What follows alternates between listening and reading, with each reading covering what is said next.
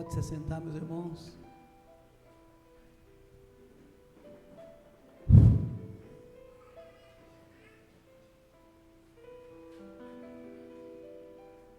Meus irmãos amados, bom dia, paz do Senhor. Alguém pode se levantar e dizer, já sei, você está nervoso. É exatamente isso. Irmãos, primeiramente eu queria louvar a Deus pela vida da pastora Sônia, pastor Vanderlei, que nos confiou esse momento. E dizer que eu amo vocês em Cristo Jesus, então não leve a mal o que eu vou falar. Mas me dá de presente a sua atenção agora. Eu vou entender se algum irmão levantar e tomar água, eu vou entender as irmãs que têm criança, não tem problema. Mas irmãos, não fotografe agora, não filme agora, porque quem tem que aparecer aqui não é o pregador, não é o tecladista, não é você, quem tem que aparecer aqui é ele. Porque quando ele aparece, eu desapareço, e a intenção é essa, irmão. Senta. Medite, aprenda, pratique, reverencie, guarde os teus pés a entrar na casa do Senhor, porque Deus tem uma palavra para nós. Eu comentei com a Luciana, eu disse assim, puxa, tomara que não me chame para pregar por esses dias, pastor Luiz Carlos, porque eu estou sem palavras. Sabe quando você lê e não testifica? Eu não sei se acontece com o Senhor, não sei se acontece, Sandro, eu não sei se acontece com os pregadores. Tem hora que o céu se fecha, você fala, meu Deus, e você lê aqui, vai para lá e volta, e lê. Aí diz para ela, tomara que chame você. Tem uma palavra? Tem, então, tomara que chame você. Liguei para o pastor Tiago, falei a mesma coisa, falei, pastor Tiago, estou sem palavra, e é assim mesmo. E aí eu venho na reunião, quarta-feira, o pastor Vanderlei, domingo você está aí, tá? Amém. E aí corre, relê, pede misericórdia, dobra o joelho, ora, volta, lê, ora e vai. Mas abre a sua Bíblia em Neemias. Glória a Deus.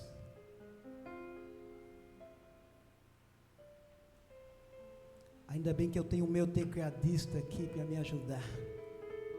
Me ajuda, Reinaldo. Ô Senhor amado, glorioso e eterno.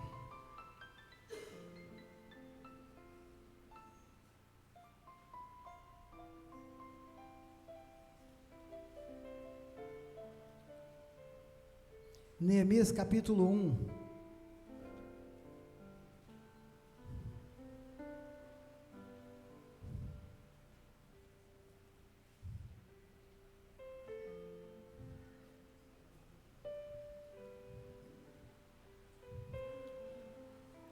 Quem achou diz amém.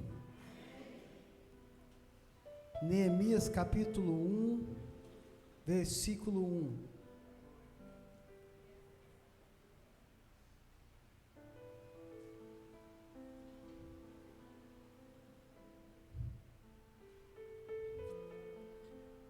Passamos a ler.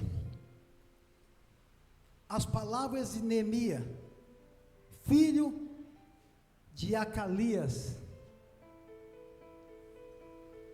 E sucedeu no mês de Quisleu, no ano 20º, estando eu em Suzã, fortaleza, que veio Anani, um dos meus irmãos, ele e alguns de Judá. Então perguntei-lhes pelos judeus que escaparam e que restaram do cativeiro, e acerca de Jerusalém, e disseram-me: os restantes que ficaram do cativeiro, lá na província, estão em grande miséria e desprezo, e o muro de Jerusalém está fendido, rachado, e as suas portas queimadas a fogo. Sucedeu que, ouvindo eu essas palavras, assentei-me e chorei, lamentei por alguns dias, estive jejuando e orando perante os Deus dos céus. Amém Feche seus olhos, sentado mesmo. Vamos orar. Bendito Deus, eterno Pai. Tua palavra é inerrante, imutável, infalível. E se nós meditarmos na sua palavra, aprendemos com a sua palavra, a vitória é certa. Tu és o Deus que não mente, Tu és o Deus que não muda, Tu és o Deus eterno, Tu és um Deus onipotente, ou seja, o todo-poderoso. Nada pode frustrar os teus planos, nada pode impedir a sua ordem divina, nada pode, Pai amado, ir contra a sua ordem. Então fale conosco, Senhor. Trabalhe em nós, transforma-nos uma vez mais, em um culto pela manhã. Ajuda-nos, Senhor amado, a refletir, a entender, a praticar, a deixar o Senhor nos transformar, porque nós precisamos, ó Deus, no nome de Jesus. Amém e amém.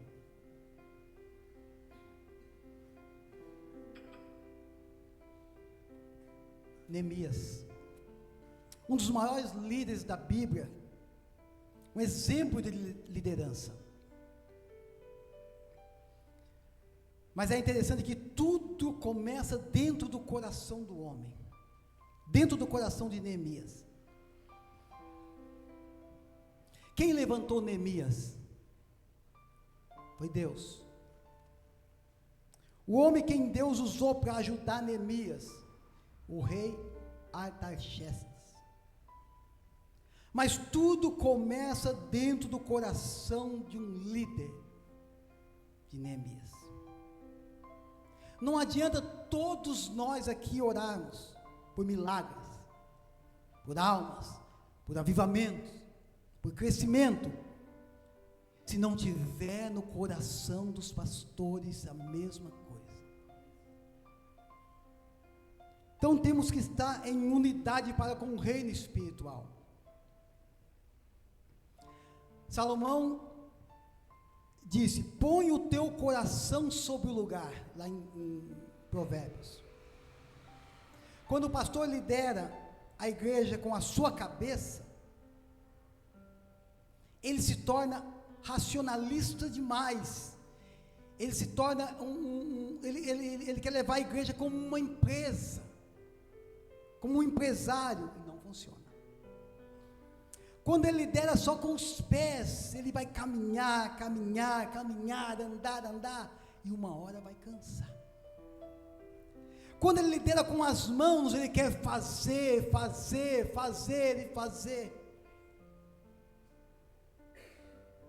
Mas quando ele lidera com o coração, aí nós vemos que está faltando liderar com tudo isso, mas prioridade com o coração. Neemias tinha no seu corpo, o seu corpo estava em Suzã, fortaleza, mais de 1.500 quilômetros de Jerusalém, mas o seu coração estava em Jerusalém. Onde está o nosso coração? Onde estiver o nosso coração, ali está o nosso tesouro, diz a Bíblia. Percebe? Nada contra o que eu vou falar, mas percebe que shows gospel lota, e a oração continua vazia. Sabe por quê? Porque mostra onde está o nosso coração. As pessoas estavam em miséria, desprezo, por causa do muro. Para que serve o muro? O muro serve para proteger e separar daqueles que estão de fora. Por isso que o líder não pode deixar o muro se fender, sem tampar ele as brechas. Quando o muro está rachado, nós não somos protegidos, irmãos. Eu tenho lá um muro em casa, os irmãos conhecem. Se eu não tivesse aquele muro, pessoas embriagadas, pessoas de todo tipo poderiam entrar no meu quintal e furtar, e fazer qualquer outra coisa, mas eu coloquei o muro para proteger a minha família e separar das pessoas.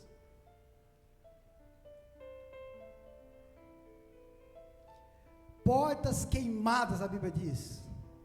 Os muros foram rachados. As portas foram queimadas. E o que racha ainda existe. Os muros foram rachados, mas ainda existia. O que foi queimado não existe mais. O fogo consumiu. O muro rachou, mas tem conserto. Eu sou pedreiro. Eu conserto muros, eu conserto paredes. As portas queimaram. Não dá mais. A coisa na igreja, na nossa vida, que rachou, tem conserto, mas tem coisa que tem que fazer de novo, irmão. Não adianta tentar restaurar. Não adianta tentar empurrar com a barriga. Não adianta vir num culto como esse, mas o coração e o pensamento está totalmente contra a palavra de Deus. Não adianta, irmão. É arrependimento. É entender que tem coisas que tem que começar de novo. Não tente restaurar, não tente consertar. Qual é a nossa reação diante de problemas e dificuldades? E aí eu vou para o versículo.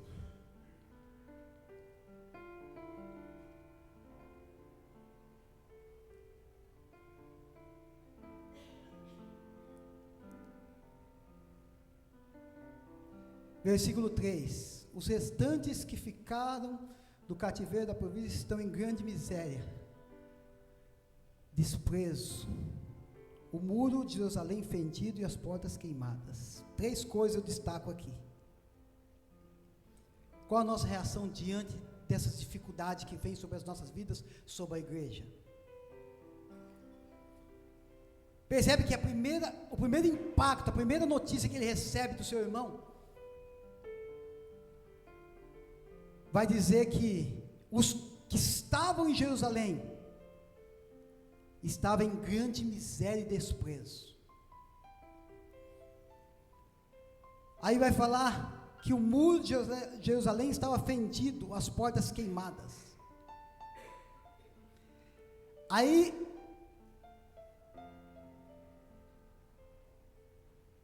Neemias, quando recebe essa notícia, a primeira coisa que ele faz, ele assentei-me, ele se sentou, irmão. Tão diferente de nós.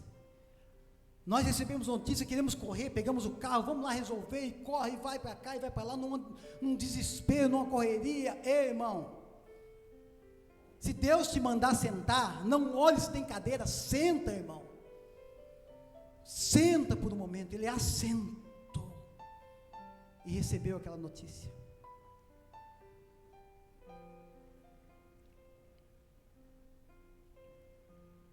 Ninguém resolve nada correndo, irmão. Ninguém resolve nada na correria, no desespero. A segunda coisa que eu entendo aqui, vai falar que ele chorou e lamentou. O choro alivia, irmão. O choro lava a alma. Vai ter momentos que você vai chorar mesmo. É nos preparar para tomar a decisão mais sensata.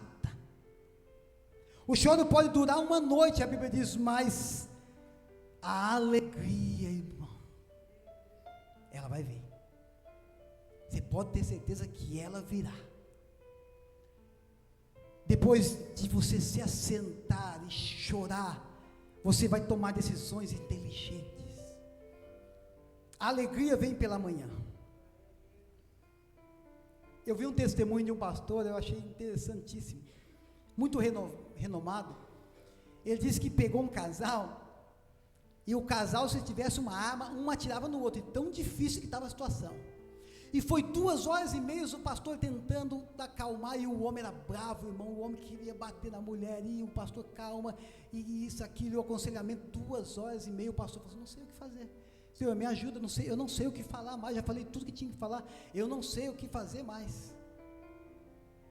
Deus falou no coração dele, coloca a mão sobre o ombro dele, e o pastor colocou a mão sobre o ombro do irmão, e fechou o olho, desceu uma unção de quebrantamento, mas não no homem e na mulher, mas no coração do pastor, e o pastor começou a chorar,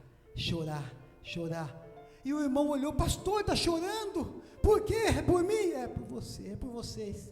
E o pastor chorando, não, pastor, não chora, não, eu perdoo, eu deixo para lá, não, eu perdoo, em 1 minuto,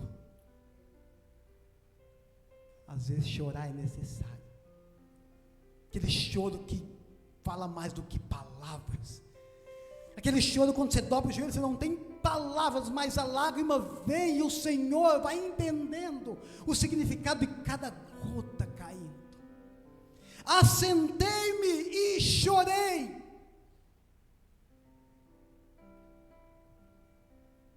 Terceira coisa, estive orando e jejuando 4 meses, irmãos. Passou mais tempo orando e jejuando do que reconstruindo. Foi 52 dias de reconstrução, foi 4 meses de jejum e oração. Como é que está a nossa vida de oração?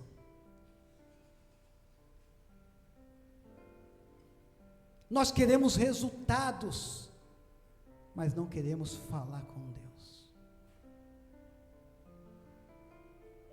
Irmão, falar com Deus é tão simples. Irmãos, falar com Deus é tão prazeroso. Deixa eu explicar uma coisa para você que vocês já sabem, mas vale reforçar. A oração, Reinaldo, meu amigo, ela não começa no espírito, começa. A oração começa na carne. Eu sei que a sua carne dói, a minha também, o seu joelho dói, o meu também. Eu sei que você está cansado, eu também. Mas o dobrar o joelho na carne, você rompe uma dimensão, entra no espírito e não quer sair mais. Eu estou falando por experiência própria, irmão. Esse dia acordei pela madrugada e dobrei o joelho, e todos os dias eu faço 10 minutos, irmão, de oração, 20 no máximo. Todos os dias eu tenho um hábito comigo de, antes que eu fale com a minha esposa ou com qualquer ser humano, eu preciso falar com Deus. Eu quero falar com Deus, eu quero transmitir a Deus o que está no meu coração, eu quero agradecer pela noite passada, eu quero expressar a minha alma, a alegria da minha alma, do meu coração. E eu dobrei o joelho, passou 10, 20, 30, 1 hora, 2 horas, 2 horas e meia, e eu só parei porque eu não aguentei mais vontade de ir para o banheiro. 2 horas e meia, eu não vi passar, irmão Ricardo. Quando eu olhei no relógio, meu Deus, se fosse dia de semana eu tinha perdido a hora, mas como era no sábado, de sexta para sábado, eu extravasei na oração, porque eu rompi uma dimensão da carne, entrei no espírito, e aí ninguém mais, meu Deus, irmãos, a oração é isso, é tocar o céu pelo lado de dentro, é insistir um pouco mais, porque Deus vai direcionar você. Eu estive jejuando e orando por 4 meses irmãos, está pensando que Neemias recebeu assim, pai, eu sou o cara, eu vou lá, eu vou reconstruir. Foi 4 meses de jejum e oração, para ser um grande líder na presença de Deus. Ele não era pedreiro, nem construtor, nem engenheiro, mas se não fosse 4 meses de jejum e oração, não teria condição alguma. 4 meses.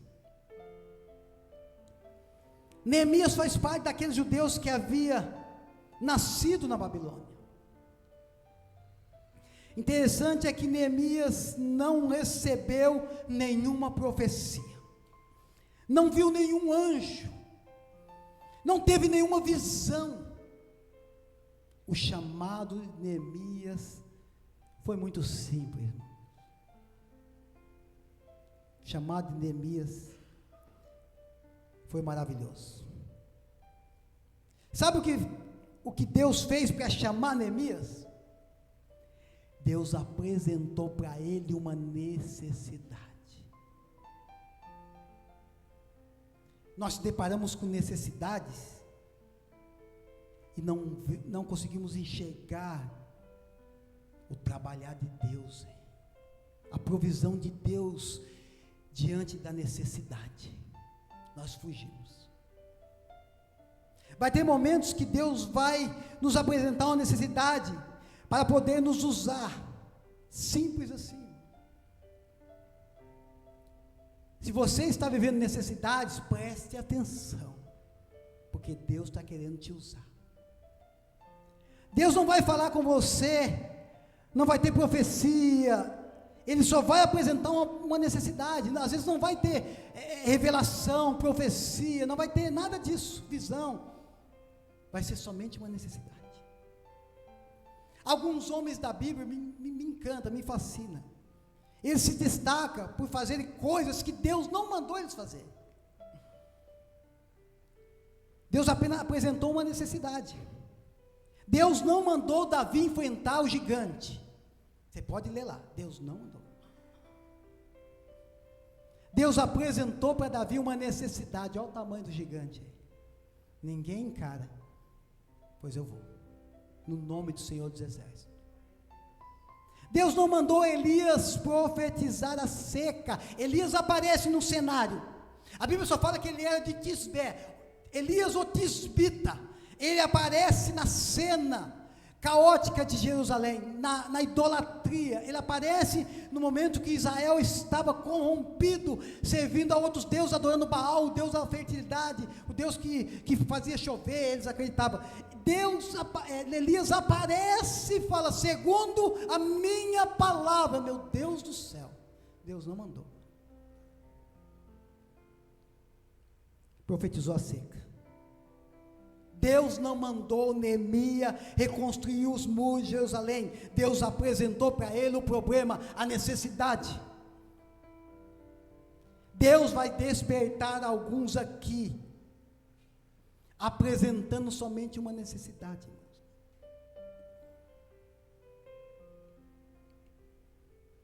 Porque Deus usa pessoas sensíveis. Esteja sensível. Esteja apercebido para a voz de Deus. Que você seja a última porta que alguém precisou bater. Neemias foi a última porta que Jerusalém precisou bater. Quem destruiu os muros? Diga: Nabucodonosor. Quem destruiu os muros? Repita comigo: Nabucodonosor. Obrigado. Quem está reconstruindo? Neemias. Às vezes Deus vai te usar para levantar algo que não foi você que derrubou, irmão. E é assim. A ótica de Deus não é a nossa ótica, pastor Vanderlei. A matemática de Deus não é a nossa. O último é o primeiro. O que chora é o que está feliz. O pobre, esse é o que é rico. É o contrário. E nós queremos seguir nessa ótica humana. E Deus está dizendo: é para cá. É para cá. Deus vai te usar para curar a gente que não foi você que feriu. Deus, não importa quem destruiu, Deus vai te usar para reconstruir, e o nome do Senhor vai ser glorificado. Deus disse para Elias, olha que passagem interessante, Deus disse para Elias assim, vai para o ribeiro, que ali eu ordenei aos corvos que te sustente. Eu vou perguntar, tinha chance de Elias não ir? Tinha chance, igreja? Responda. Tinha. Nós temos um livre-arbítrio. Deus fala com você direto, fala comigo para fazer algo que nós não fazemos. Deus disse para Elias, vai para o Queripe, vai lá para o ribeiro. Aí, Elias poderia não ir, mas Elias foi. Tinha chance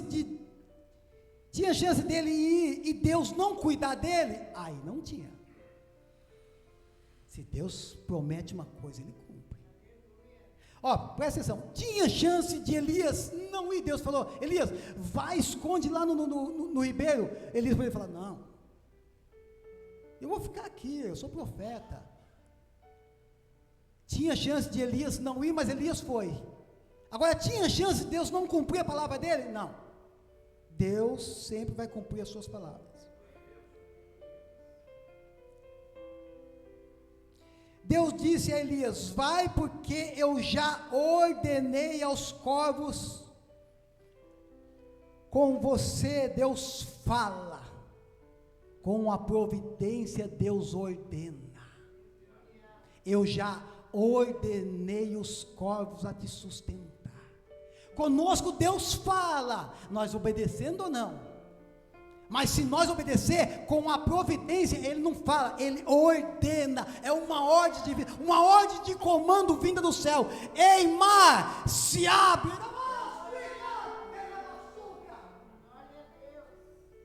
Com a providência, Deus ordena, corvos, pega a carne, não coma a carne, leva para o meu servo, o profeta Elias. Quando Deus quer ordenar, irmãos, sai da frente.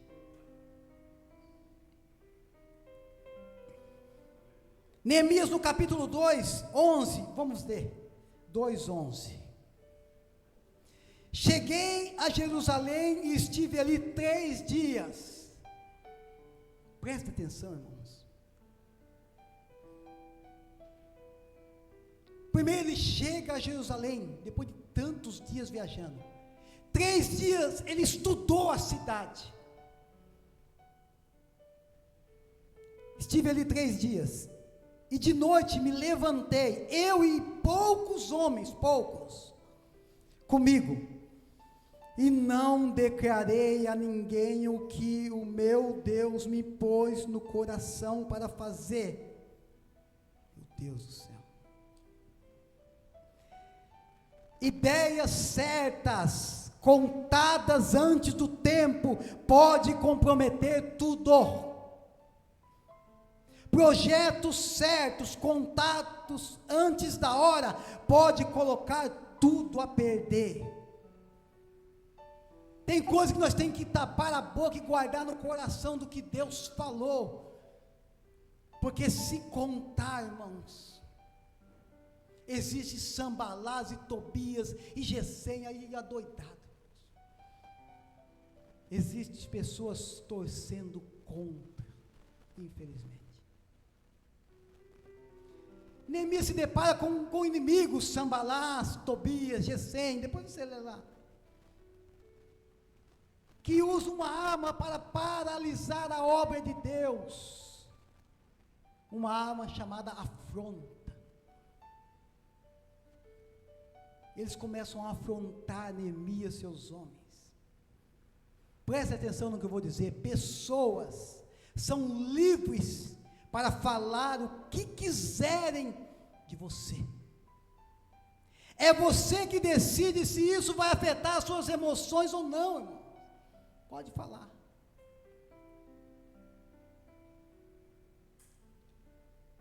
Agora eles começam a afrontar Neemias, vê que não dá certo, eles usam outra arma, ameaças.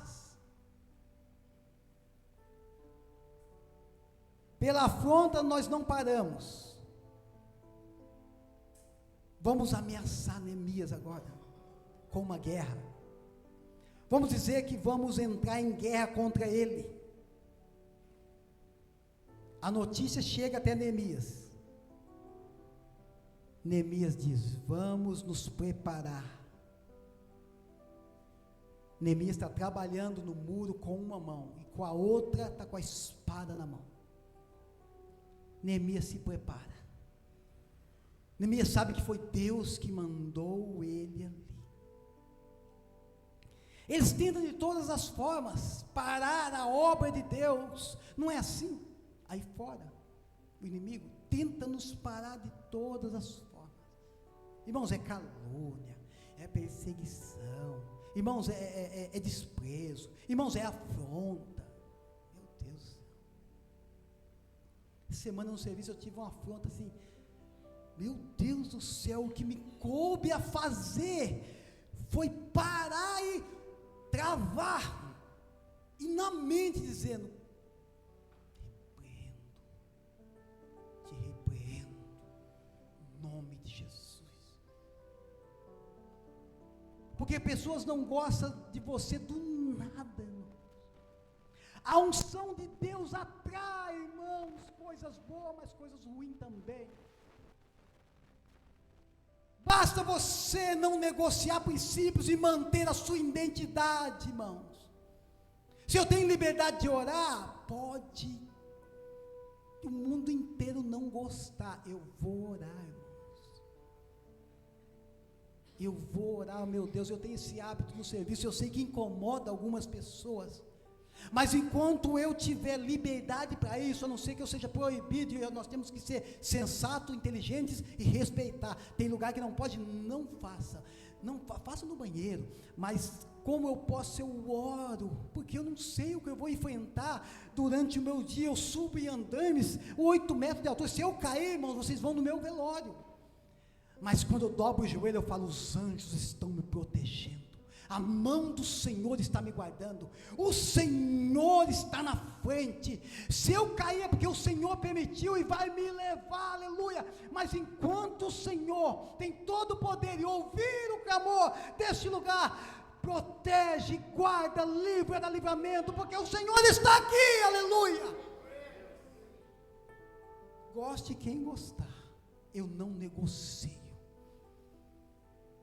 Eu não boto uma máscara no meu serviço, eu sou exatamente o que vocês estão vendo aqui. Sou cristão. Ah, mas não gosto. Não posso fazer nada. Ah, mas não concordo. Te respeito.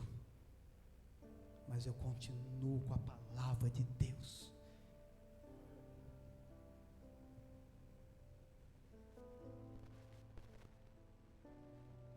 Terceira tentativa, e a mais perigosa, a distração. É por isso que eu disse assim, eu disse aqui, ó, irmãos, não filma não tira foto agora não se distraia. A distração, irmãos, o inimigo. Agora ele não pôde, com Neemias ameaçando, com guerra, com afronta, ele manda os mensageiros dizendo: Neemias, nosso chefe mandou você descer e congregar conosco, sentar à mesa conosco.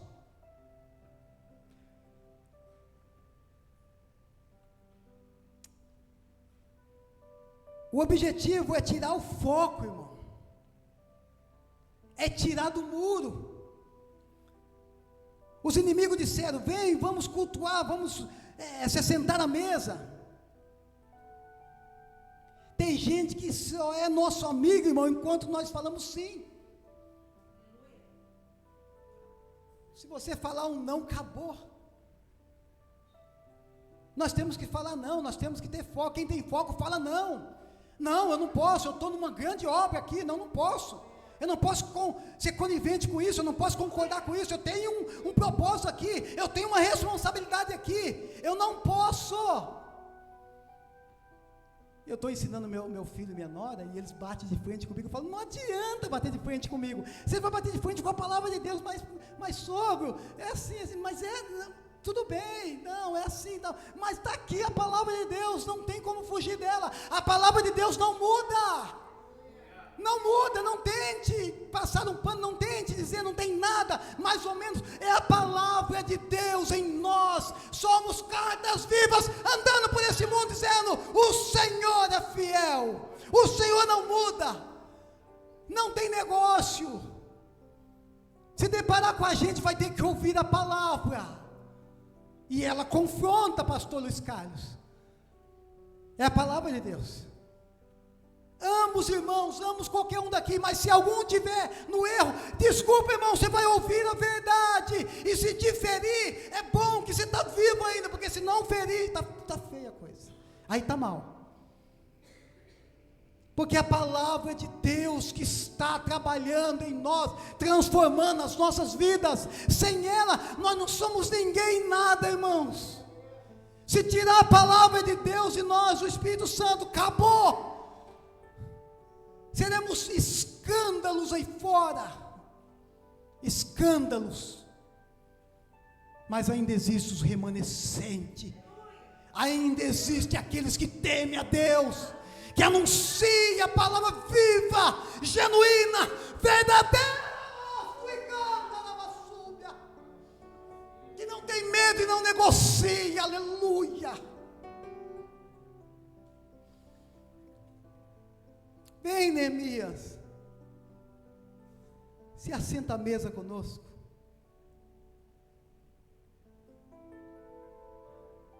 Neemias falou: diz a eles que estou em uma grande obra e não posso parar.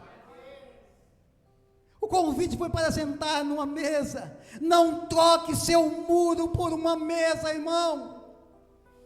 Como saber se a mesa é de Deus ou não? A mesa que não cabe os princípios e valores de Deus, não é de Deus.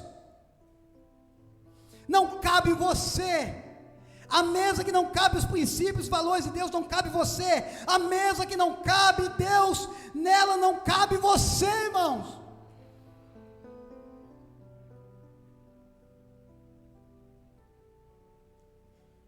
E eu finalizo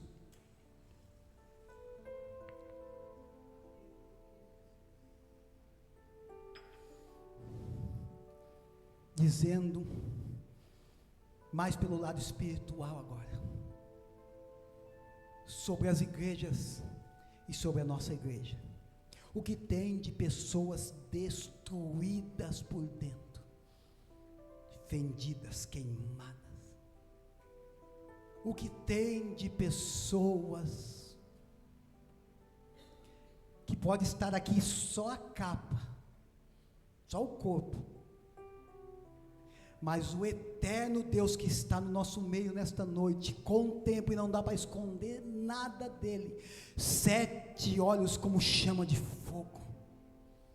O que tem de pessoas, irmãos, que não consegue mais cultuar de verdade, não consegue mais sentir a Deus de verdade. Nabucodonosor entrou e destruiu, queimou tudo, mas hoje, agora, está aqui o Deus de Neemias, que pode reconstruir, basta você abrir o coração.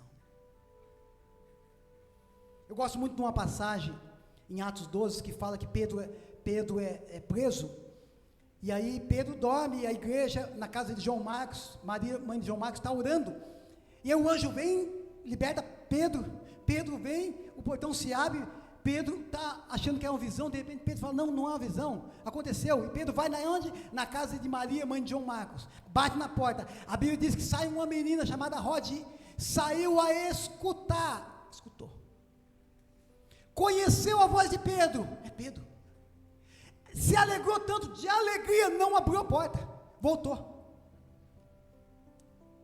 e Pedro está lá batendo, ela disse para os discípulos, Pedro está aí, às vezes nós, a igreja, estamos como esta jovem, saiu a escutar, nós estamos escutando a voz de Deus. Conhecendo a voz de Pedro, conhecemos a voz de Deus, nós sabemos que Deus está falando conosco. De alegria, ela não abriu a porta, nós se alegramos, mas não abrimos o coração. Então abra teu coração, irmãos, para o que Deus quer fazer sobre nós, sobre dentro de nós, sobre esta igreja, sobre o nosso ministério. Renovar, restaurar, fortalecer, reconstruir. Neemias fez em 52 dias, o Espírito Santo faz no estalar de dentro. Mas Ele quer encontrar um coração aberto. Se coloca de pé em nome de Jesus. Vamos orar. Senhor, eu falei para os meus irmãos com toda a sinceridade que eu não tinha mensagem. Eu nunca vou ter mesmo, porque a mensagem é do Senhor. Se eu estou aqui hoje é porque o Senhor preparou tudo, tocou o coração dos meus pastores, preparou a cada um aqui. Deus não fala com quem está ausente, Deus fala com quem está presente, a começar por mim, aleluia. Que o Senhor cresça e eu desapareça, que o Senhor cresça e eu diminua, mas em nome de Jesus, se onde houver um coração aberto,